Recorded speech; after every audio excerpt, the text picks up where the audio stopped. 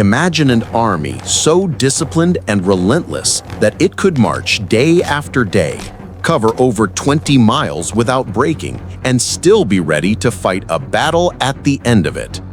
No supply trucks, no modern roads, no shortcuts, just endurance, precision, and a system so effective that it shaped the very roads we still walk today.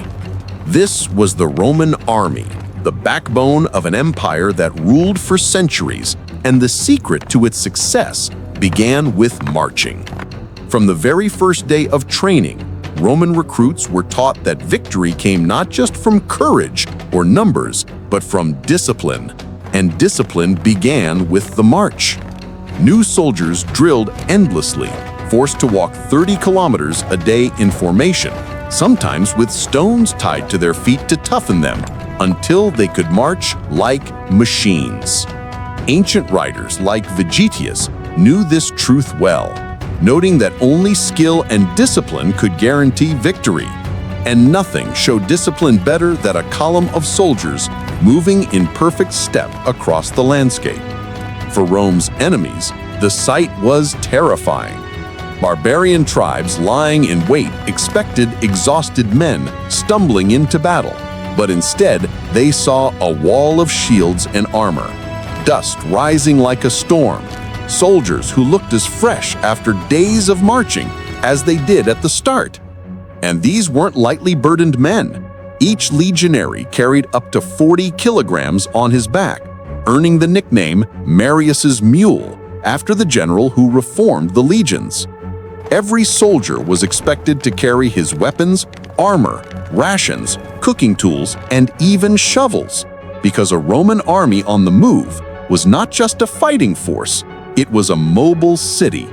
When the marching stopped, exhaustion was no excuse. For every night the legions built a fortified camp, complete with ditches, ramparts, and palisades.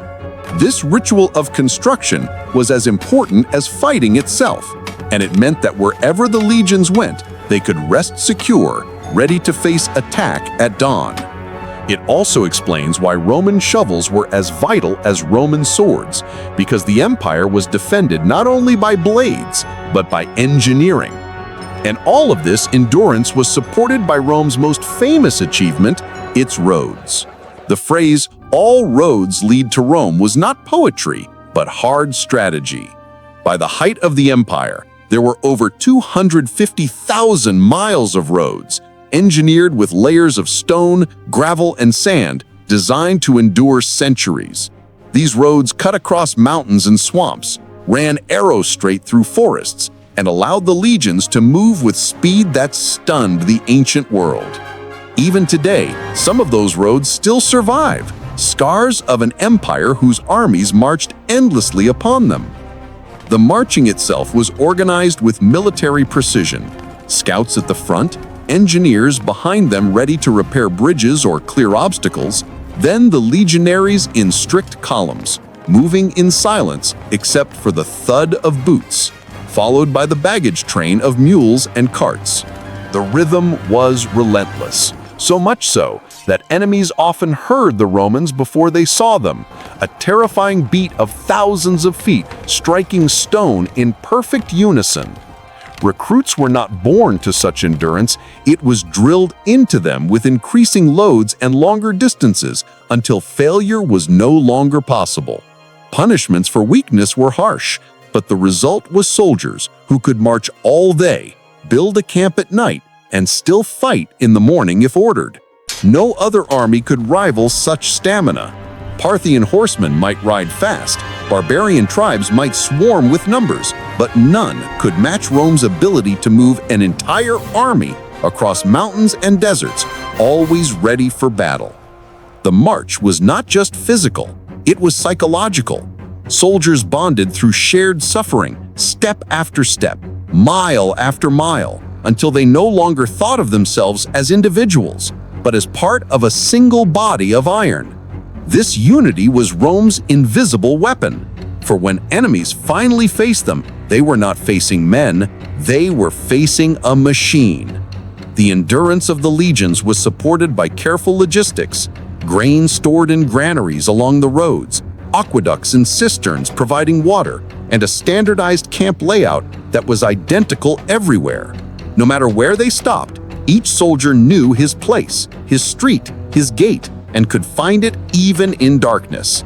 This eliminated confusion and conserved energy for the endless march. Compared to their rivals, the difference was astonishing. Barbarian tribes traveled in loose bands weighed down by families and baggage, making them slow and disorganized. Eastern cavalry armies relied on vast pastures for horses, which meant they struggled in mountains or deserts. The Romans, by contrast, could carry what they needed, build what they lacked, and keep moving regardless of the terrain. It wasn't about being the strongest, but about being the most organized. And that organization made the Roman army unstoppable.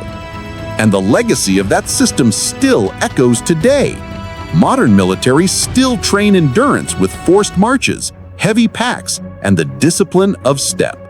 They still build camps, still value cohesion born of shared suffering.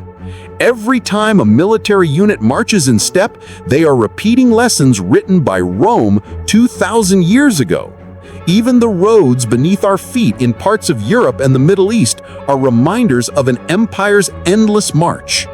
The greatness of Rome did not rest on a single battle or general, but on the ability of ordinary soldiers to endure extraordinary demands.